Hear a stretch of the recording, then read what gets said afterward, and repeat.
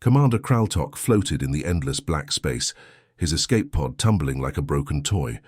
The stars outside his tiny window spun round and round, making him feel sick. Just hours ago, he'd been standing on the bridge of a mighty warship. Now he was alone, abandoned by his own people. It all started when they attacked the mining colony. The Vorthak Empire always took what it wanted. That was their way. Strong takes from weak.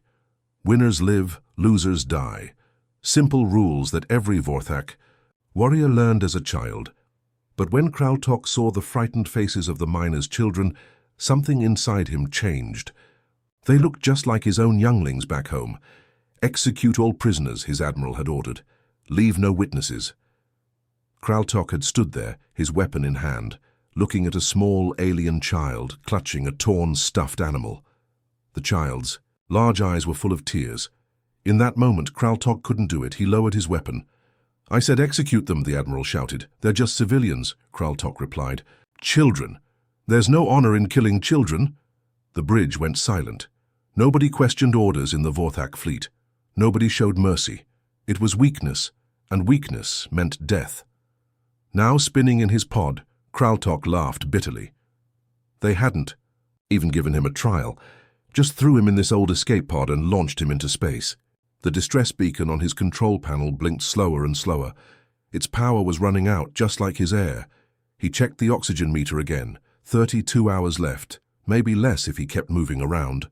The pod was so small he could touch both walls with his arms spread.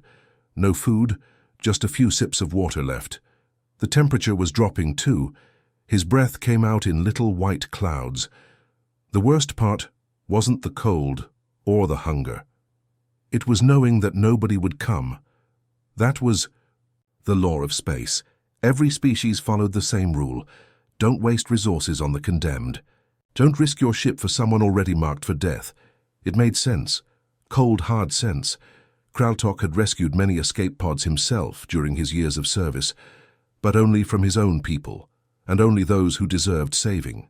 Heroes who fought bravely, officers who followed orders, never traitors, never those who showed weakness. He tried the radio again, knowing it was useless. "This is Commander Kraltok. Anyone receiving this signal?" His voice echoed in the tiny space. Static answered him, always static. The Empire controlled this entire sector. Any ship that heard his distress call would check their database, see his criminal marking, and fly right past. That's what he would have done, what any sensible captain would do. His fingers were getting numb. The pod's heating system was failing. One by one, the systems were shutting down. First the backup lights, then the air recycling, now the heat. Soon it would be the main life support, then the beacon. Then nothing. Kraltok closed his eyes and thought about his choice. Would he do it again? Would he still refuse to kill those children? Yes, even floating here in the dark, waiting to die, he knew he'd made the right choice. Maybe that made him weak. Maybe that made him a fool. But at least he would die knowing those children lived another day. The beacon's light grew dimmer. Time was running out. In the vast emptiness of space, one small pod drifted further and further from any trade routes, any hope of rescue. The universe didn't care about mercy or conscience. It only cared about survival, or so Kraltok thought. 3 days. 3 long days of watching his breath freeze in the air. Kraltok had stopped checking the oxygen meter. What was the point? The numbers only went down, never up. His throat felt like sandpaper.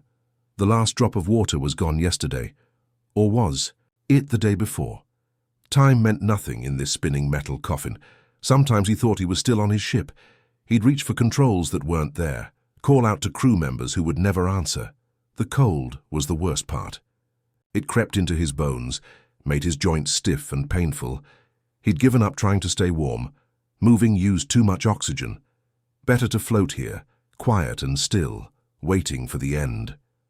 Strange thoughts filled his head. He saw his mother, dead for 20 years, cooking his favorite meal. He smelled the spices, heard the sizzle of meat in the pan. His stomach cramped with hunger. When he opened his eyes, there was only darkness and the weak blinking of dying lights. The beacon had stopped transmitting yesterday.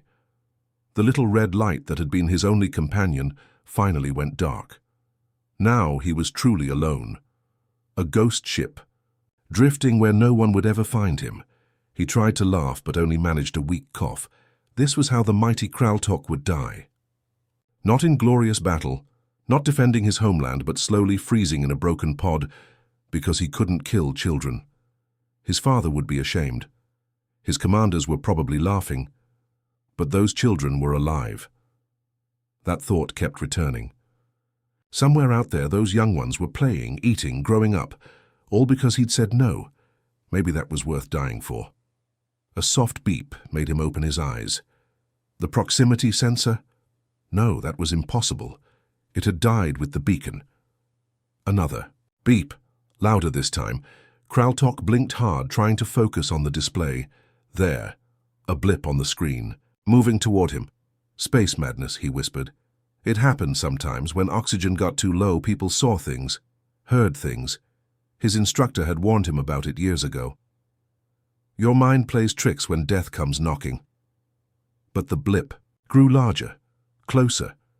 His heart, which had been beating so slowly, suddenly raced. He rubbed his eyes with numb fingers. The blip was still there. A ship, an actual ship, was approaching. No, this was wrong. Nobody came for traitors. It had to be. His mind breaking down. He'd heard stories of dying pilots who thought they saw rescue ships, who spent their last moments reaching for help that wasn't there. The pod's old radio crackled. Static filled the tiny space. Then, through the white noise, words. Broken, accented, but definitely words. We hear you, help, coming. The accent was strange. The grammar was wrong. This wasn't Vorthak.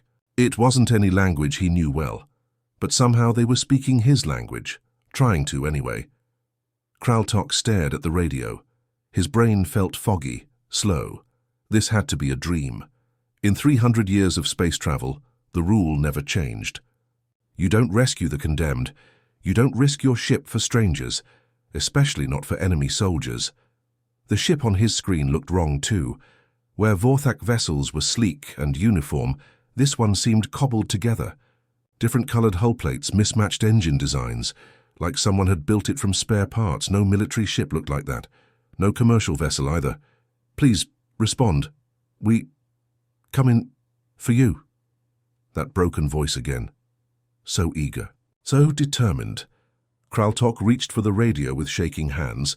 Even if this was a dream, even if his dying brain was creating fantasies, he wanted to answer. Who? His voice came out as a croak. He swallowed, tried again. Who are you?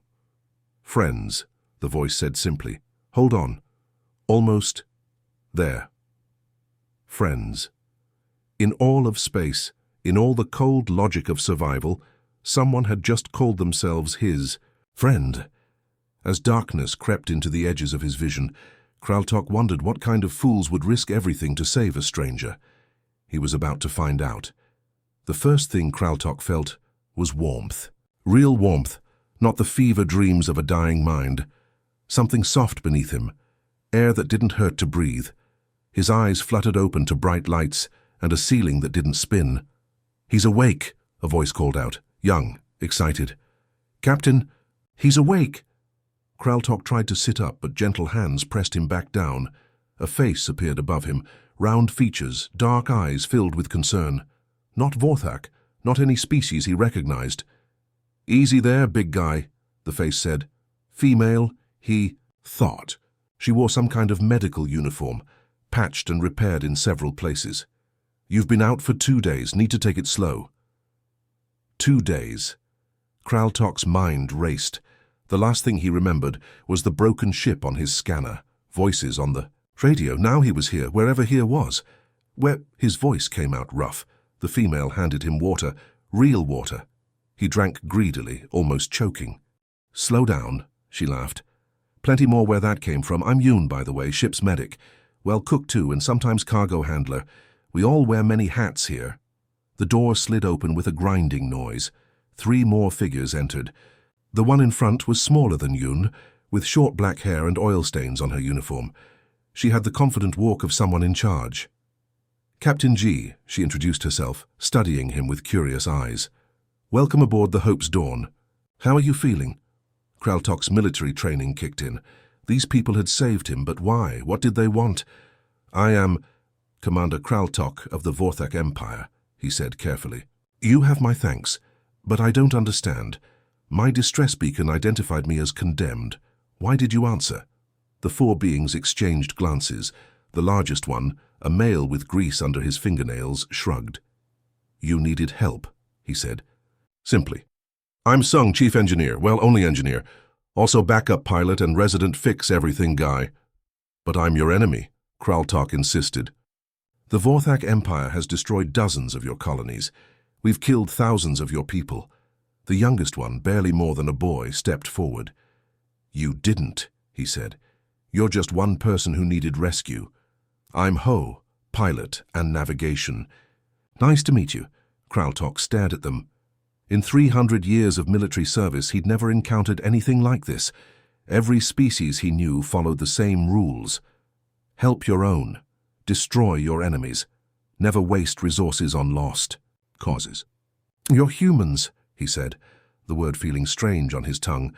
He'd heard rumors about this new species, reckless, illogical, too emotional to survive in space. Guilty as charged, Captain G smiled, though I prefer differently logical. "Soup?" She held out a bowl of something that smelled incredible. Kraltok's stomach growled loudly, making Yoon giggle. He took the bowl with shaking hands.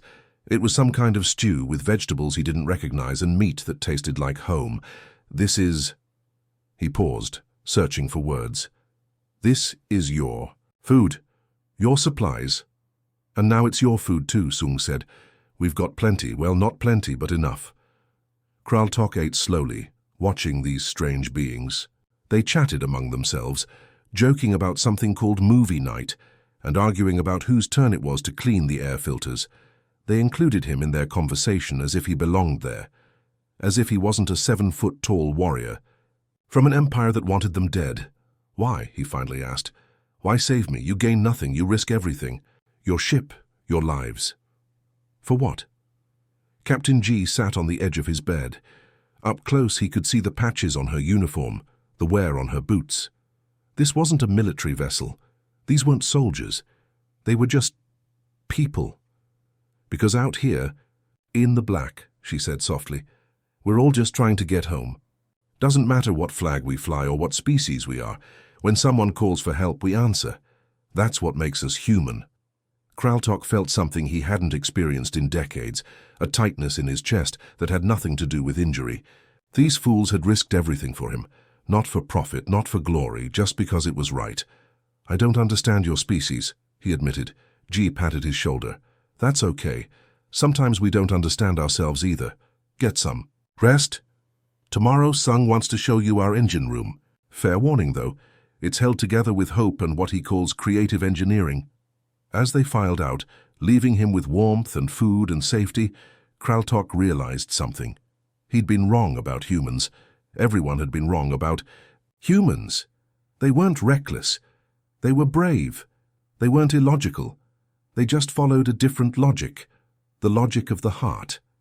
Kraltok watched Yoon work on his wounds with careful hands. She hummed something while cleaning the cuts on his arms. A song from her homeworld, maybe. Her medical supplies were basic, nothing like the advanced healing pods on Vorthak ships, but she used them with skill and care. Why save me? The question had been burning in his mind since he woke up. "I'm your enemy, you know this, yes?" Yoon looked up from her work and smiled. It was such a simple expression, but it confused him. "Because you needed help," she said, as if that explained everything. "But that's not how space works," Kraltok insisted. "Resources are limited. Every species knows this. You save your own people first. You don't waste supplies on enemies." Yoon said, putting a bandage on a deep cut. "Maybe that's why everyone thinks we're crazy." She told him about humans as she worked. They were new to space travel, barely 50 years among the stars. Other species laughed at them, called them soft, emotional, too foolish to survive. The Zalathi told us we'd be extinct in 10 years, Yun said, threading a needle for stitches. That was 20 years ago. We're still here. But how?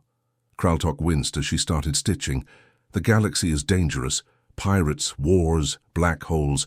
You can't survive by helping everyone. Want to know a secret?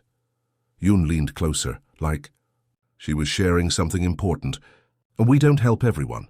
We help anyone. There's a difference, she explained while she worked. Humans didn't check databases before rescuing escape pods. They didn't calculate the value of a life based on species or rank or crimes. They just saw someone in trouble and acted. Last month, we pulled a Grishan trader from a wreck, she said. Month before that, 3 Kellen miners.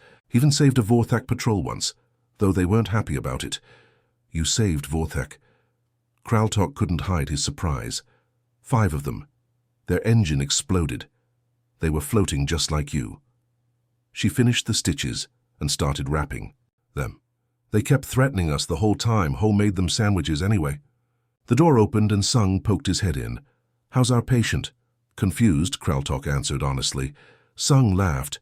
Yeah, we get that a lot. Hey, you hungry? I'm making noodles. Kraltok's stomach growled before he could answer. Sung grinned and disappeared.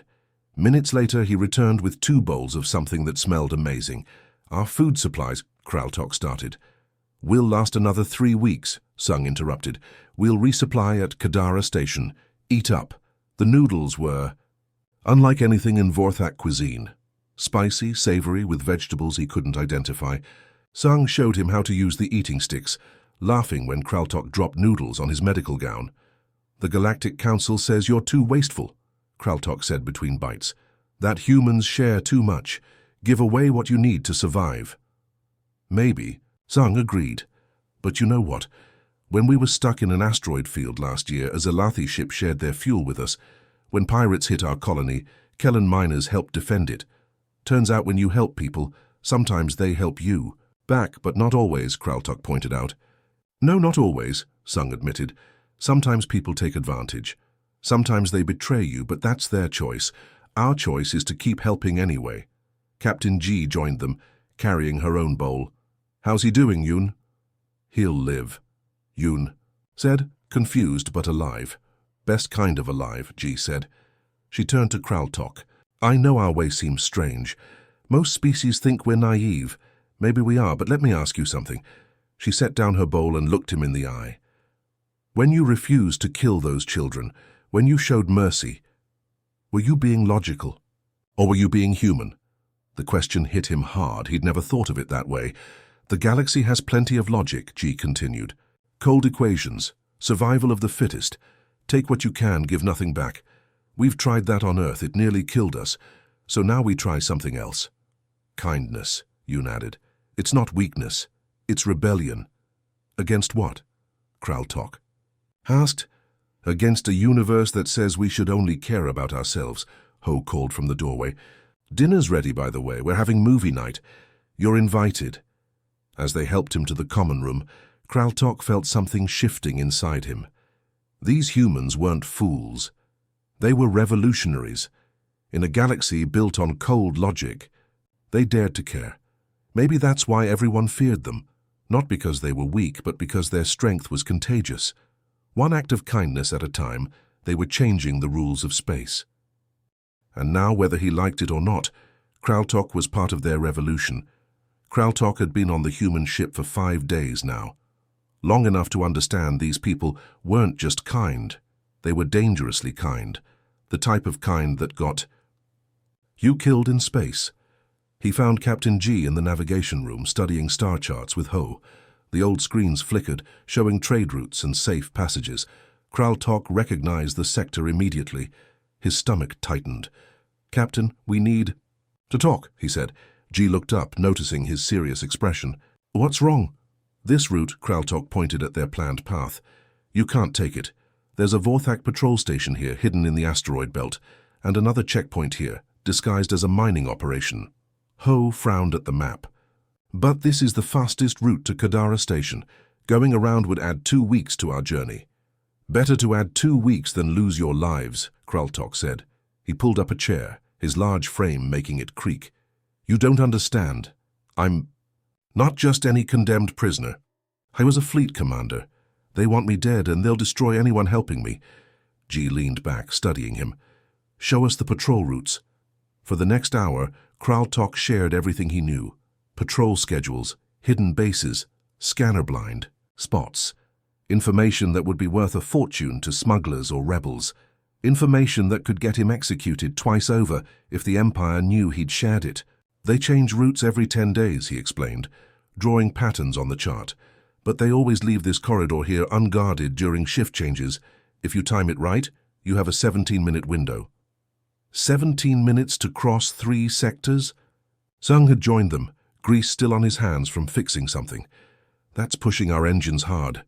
Too hard, Ho added. We'd burn out the cooling system. Then we fix it when we get through, G said simply. Kraltok stared at her. You don't understand.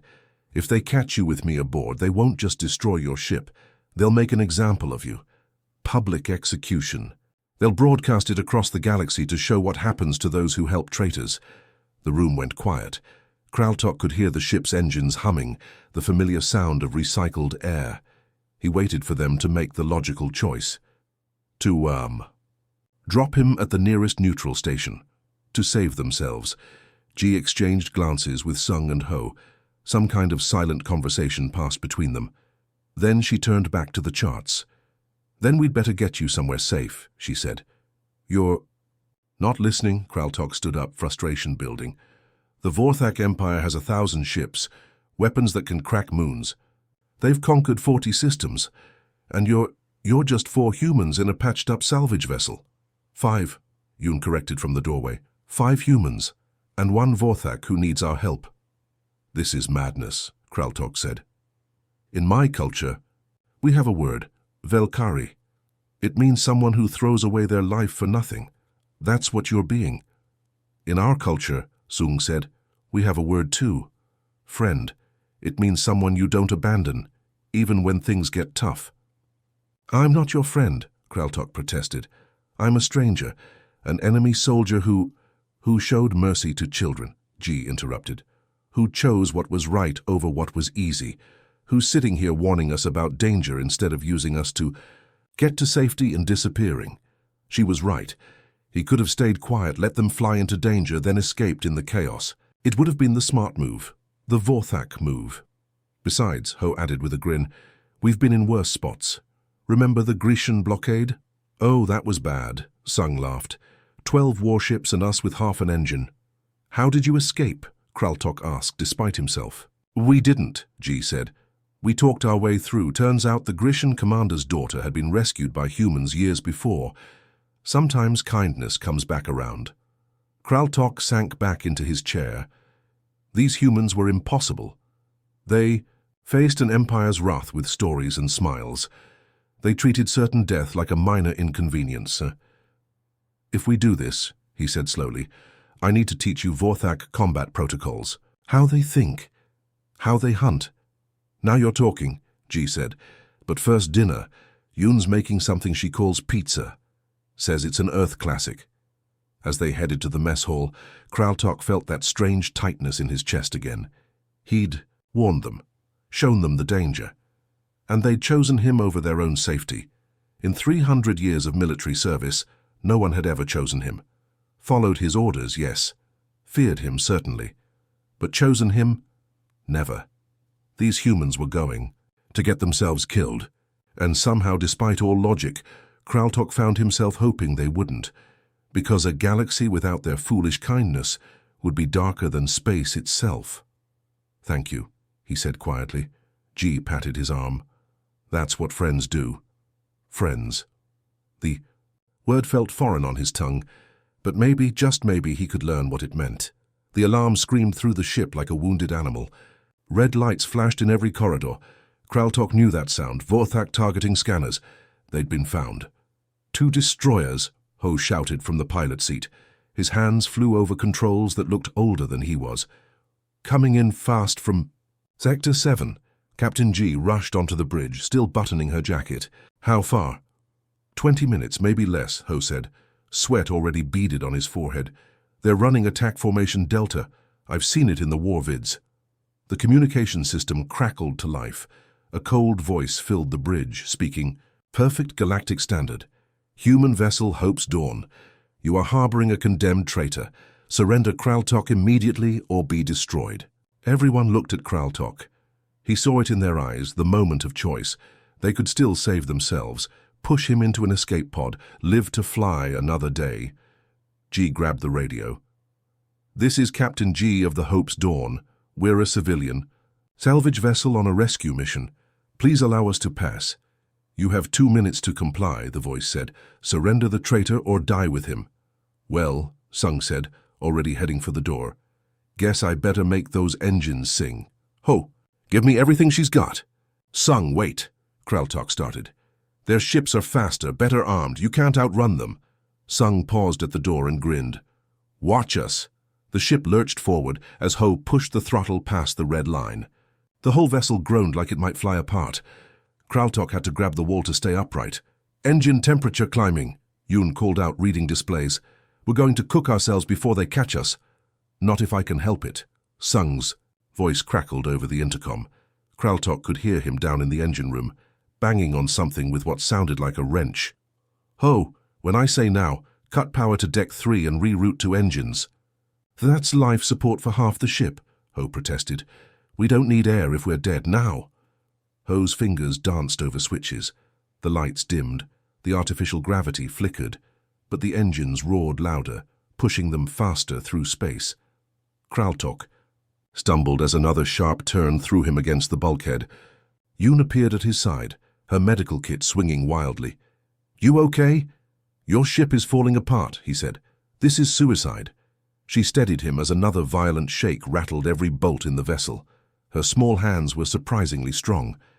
"We don't abandon people," she said firmly. "Not for empires, not for anyone." The first blast hit their shields. The whole ship rang like a bell. Sparks flew from an overhead panel, showering them with hot metal. "Shields at 60%, Ho shouted. "They're gaining. Gee, I need more power." Sung's voice was strained. "Everything you've got." "Rerouting from weapons," G said, her calm voice a stark contrast to the chaos. "Not like our mining lasers would scratch them anyway." Another hit, harder this time. Kraltok heard something tear in the hull. A cabinet broke free, spilling medical supplies across the floor. "Why?" he asked Yoon as she helped him to a seat.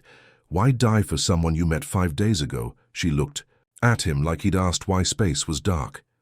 "Because 5 days ago you were dying alone in the void, and we could do something about it. That's all the reason we need." "Incoming torpedo," Ho's voice cracked. "I can't, it's too fast."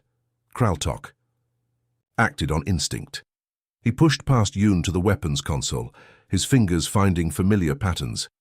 "Your mining laser, what's its frequency?" "What?" G asked. "The frequency. Vorthak torpedoes use magnetic guidance. If we match the resonance..." His fingers flew over controls he barely understood. "There!" the mining laser fired, a weak beam that wouldn't dent armor. But the torpedo wavered, confused by the magnetic interference. It spiraled past them, exploding harmlessly in space. "How did you..." G started. "Engine room to bridge," Sung interrupted. "I've got maybe 3 minutes before we're flying, Scrap." "Metal, please tell me we have a plan." Kraltok looked at the star chart. They were 15 minutes from the asteroid field. Too far. The destroyers would catch them in 5. Unless... "Captain," he said, "do you trust me?" G didn't hesitate. "Yes." "Then turn us around, fly straight at them." "That's insane," Ho protested. "That's Vorthak thinking," Kraltok corrected. "They expect prey to run, so we don't run." "Ho, on my mark." "Full reverse thrust and dive. Can this ship handle that?" Ho looked at G. She nodded. "Sung," Ho called. "Hold her together for 1 more minute." "You got it," came the reply, followed by more banging and what sounded like creative cursing. The destroyers grew larger on the screen, weapons charging. Death, approaching at thousands of miles per hour. "Wait," Kraltok said. "Wait." Yoon grabbed his hand. He squeezed back. "Now." The asteroid field was their last hope, and now it had become their trap. The Hope's Dawn sat between 2 massive space rocks, engines failing, nowhere left to run. Through the viewports, Kraltok could see the Vorthak destroyers positioning themselves like predators, circling wounded prey. "Engines are dead," Sung reported from below, his voice heavy with exhaustion. "I've done all I can. We've got maybe one shot with the mining laser before it burns out too." Ho slumped in his pilot seat, his hands, so quick on the controls before, now lay still. "They've got us boxed in. 3 more ships just jumped in, 5 destroyers total." The bridge fell silent except for the groaning of their damaged hull. Everyone knew what came next. The Vorthak would demand surrender again. When refused, they would fire. It would be over in seconds. Kraltok stood slowly. "I'll go," he said. "Tell them you were coerced, that I threatened you. They might—" "Sit down," Captain G said quietly. "Captain, please let me save you. You've done enough." G turned to face him. Her uniform was torn, her face smudged with soot from the exploding panels, but her eyes were clear and determined. "I said sit down. Your crew now." "Open a channel," she told Yoon. "All frequencies. I want everyone to hear this." Yoon's fingers trembled slightly as she worked the communications panel. "Channel open, Captain. You're broadcasting on all standard frequencies plus emergency channels." G straightened her jacket and stepped forward. Through the viewport, the Vorthak ships waited like steel sharks. Their weapons glowed, ready to strike.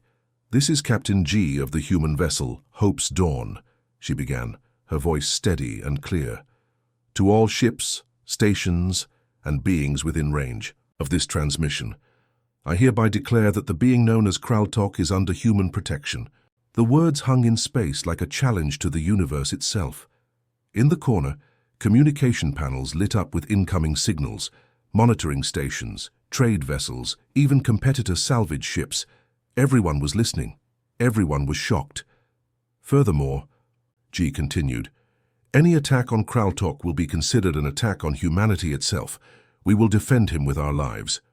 Kraltok heard Ho whisper, "She actually said it." Through 300 years of galactic civilization, no species had ever claimed protection rights for an enemy soldier. There were treaties for prisoners of war, rules for surrender. But this was something new, something impossible. "Captain," Yoon said softly, "we're getting responses. Hundreds of them. The entire sector is listening." On the Vorthak command ship, Kraltok knew officers were probably checking their legal databases, finding nothing. How could there be laws for something that had never happened before? Sung climbed, up from the engine room, covered in grease and burns. He moved to the weapons console and began powering up their single mining laser. His movements were calm, methodical. "If they want him," he said, "they'll have to go through us first." "That's a mining laser," Kraltok said. "Against military shields, it's useless." Sung shrugged. "Maybe. But they don't know that.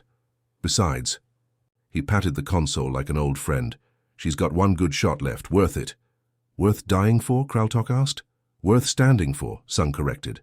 The lead destroyer's voice crackled through the speakers. "Human vessel, your declaration has no legal standing. You are harboring a condemned traitor. This is your final warning." G picked up the microphone again. "We're not lawyers," she said. "We're humans, and humans protect their friends. All ships be advised. The first one to fire on us better be ready to explain to the galaxy why they murdered 5 people trying to save 1 life." More signals poured in. A Zelathi trade convoy commander sent a simple message. "Watching. A Kellan." Mining vessel broadcast, recording all of this. Even a Grishan patrol ship chimed in, interested in outcome. The galaxy was watching, waiting. Nobody had seen anything like this before. "They're charging weapons," Ho reported, his voice surprisingly calm. "Let them," G said. She moved to stand beside Kraltok. One by one, the crew joined them, Sung with his hand on the useless weapon, Yoon holding her medical kit like she might need it, Ho leaving his pilot seat to stand with his family. Because that's what they were, Kraltok realized. Not just a crew, a family. And somehow, impossibly, they'd made him part of it. "Any last words?" G asked him. Kraltok looked at these impossible humans, these fools who'd thrown away their lives for his. "Thank you," he said, "for showing me there's another way." The Vorthak weapons glowed brighter. The galaxy held its breath. And in a battered ship held together by hope and stubbornness, 5 humans and 1 Vorthak stood together, ready to prove that some things mattered more than survival. Sometimes changing the universe started with refusing to back down. The silence stretched like a wire about to snap. 5 Vorthak destroyers aimed enough firepower to turn the Hope's dawn into space dust, but they hadn't fired. Not yet. "Captain," Yoon's voice was barely a whisper. "Something's happening." The communication panel, usually quiet except for standard traffic, was going crazy. Lights blinked like stars coming to life. 1 signal, then 5, then 20, then too many to count. "What is that?" Ho asked, moving closer to look. Yoon's eyes widened as she read the incoming messages. "Distress calls, they're all distress calls." Ji leaned over her shoulder. "From who?" "Everyone," Yoon breathed. "From everywhere." She put the first message on speaker, a shaky voice speaking broken galactic standard. "This is Refugee Transport 7 Alpha, damaged engines, no nation. 3 days oxygen, heard humans help, please, children aboard." Before anyone could respond, another signal cut through. "Mining accident, 12 trapped. Company says too expensive to rescue. Are humans real? Will you come?" Then another. "Political prisoner transport. Guards abandoned us when pirates attacked. 40 souls. Heard broadcast, humans protect people." The messages kept coming. Each one a life abandoned by the cold logic of space. Each one calling for the only people crazy enough to help. "Turn it off," Kreltok said. The sound of so much desperation was overwhelming. "No," Ji said firmly. "We listen. We witness." An old Grishan's voice crackled through. "They said I'm too old, not worth the fuel. But I heard humans came." "For a Vorthak, is it true? Do you really help enemies?" A young voice, scared. "My sister is sick. Medicine ship won't stop at our station. Too small, not profitable. Someone said humans don't care about profit. Please, is anyone listening?" Sung's hands tightened on the weapon console. "How many?" "Hundreds," Yoon said, tears running down her face. "Maybe thousands. They're using emergency channels, civilian bands, even military frequencies. They're all asking for the same thing." "For humans," Ho finished. Through the viewport, Kraltok noticed something changing. The Vorthak destroyers hadn't moved, but other ships were appearing at the edge of sensor range. Civilian vessels, freighters, even a medical ship. All watching, all waiting. "Captain G." A new voice came through, stronger than the others. "This is Captain Mexra of the Zalathi cargo ship Starwalker. We've been monitoring your situation. Our hold has emergency supplies. If you survive this, we'd like to help with those distress calls." Another voice joined. "Kellen mining vessel Deep Digger here. We've got cutting tools and rescue equipment." Never thought we'd say this, but we want to help too. G and her crew exchanged looks. Something was happening, something they'd never expected. "It's spreading," Yoon whispered, "like ripples in water." The lead Vorthak destroyer's commander spoke again, but now his voice carried uncertainty. "Human vessel, you've created a disturbance. The Empire demands order." "No," G said into the microphone. "We've created hope." More ships appeared on the sensors. A Grecian medical frigate, 2 Tellan scout ships, even a retired Vorthak transport. Each announced the same thing. They wanted to help with the rescue missions. "This is impossible," Kraltok said. "These species have been enemies for centuries. They don't work together." "They do now," Sung said with wonder. "Look at them, they're forming a convoy." It was true. The newly arrived ships were organizing themselves, sharing coordinates of the distress calls, dividing up sectors, doing together what none would do alone. A child's voice broke through the chatter, speaking in accented galactic standard. "Mama says humans are coming. She says we don't have to die alone anymore. Is it true? Are humans magic?" Ho laughed, wiping his eyes. "Not magic, just stupid enough to care." "Stupid together," Sung added. The Vorthak weapons still glowed, but now their threat seemed smaller. How could 5 destroyers fire on one ship when the whole galaxy was watching? When hope was spreading like a virus through the cold dark? "We did this," Yoon said in amazement. "We just wanted to save one person, and now everyone wants to be human," Ji finished. Not the species, the idea, the choice to help when you don't have to. Another message came through, this one, from a Vorthak communications officer. Commander Kraltok, your friends have started something. The Empire watches with interest. Kraltok moved to the communication panel. Tell the Empire this. I have seen the future. It's not about being strong alone. It's about being strong together. The crew of the Hope's Dawn stood together, watching the impossible unfold. They'd thrown a pebble of kindness into the ocean of space, and now the waves were reaching shores they'd never imagined.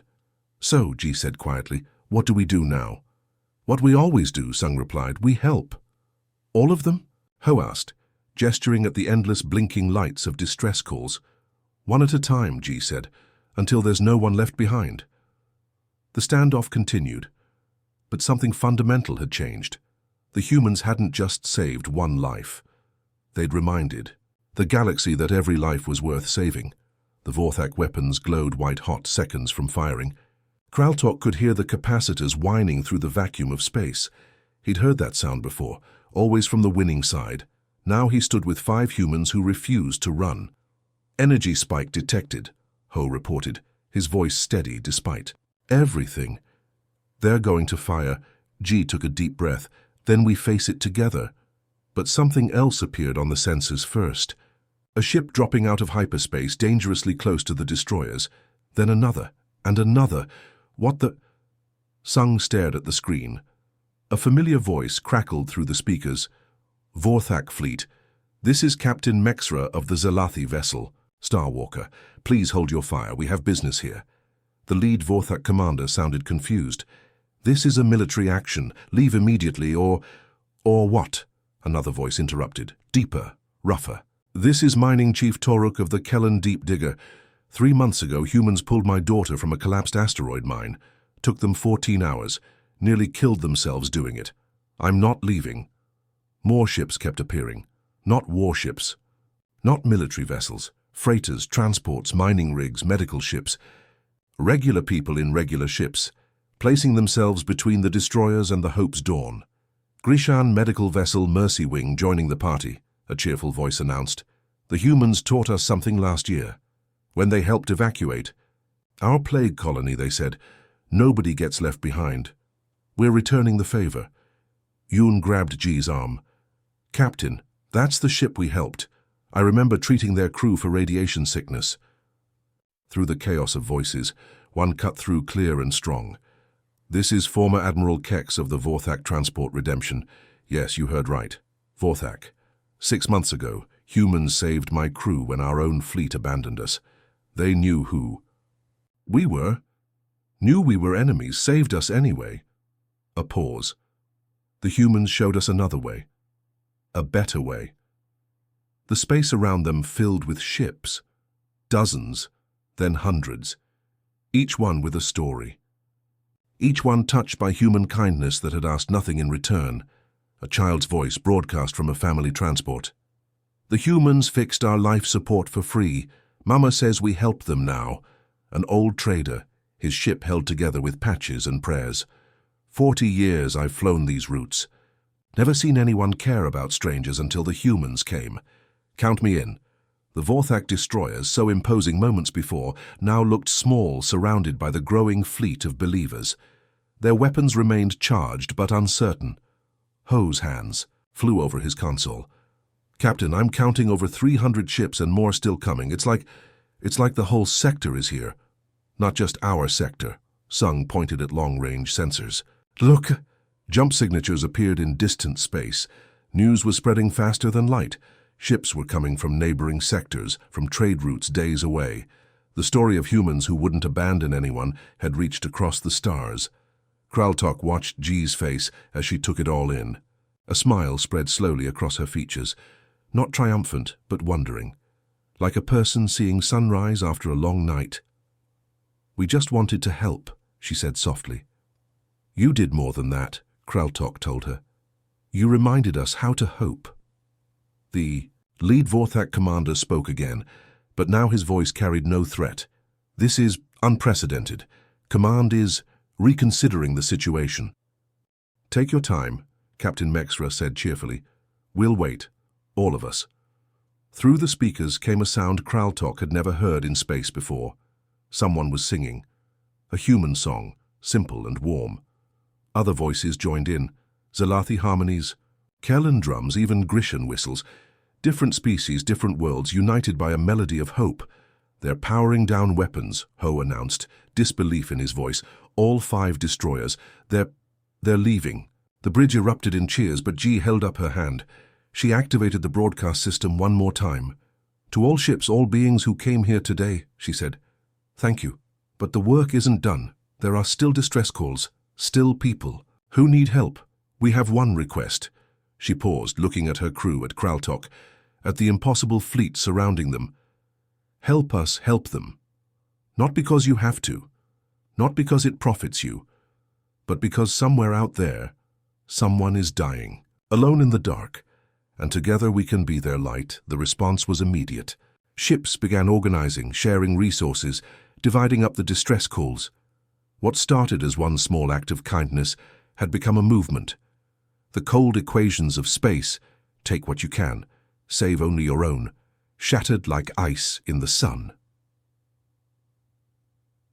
Yoon was crying openly now. Sung wrapped an arm around Ho's shoulders. Even Kraltok felt moisture in his eyes. Look what you did, he told the humans. You broke the galaxy's rules. No, G corrected, watching hundreds of ships scatter to save strangers. We remembered what the rules should have been all along. Outside their battered viewport, hope spread like wildfire across the stars. The silence of space, cold and uncaring for so long, filled with voices calling out, "We're coming, hold on, you're not alone." And in that moment, the galaxy became a little smaller, a little warmer, and infinitely more human.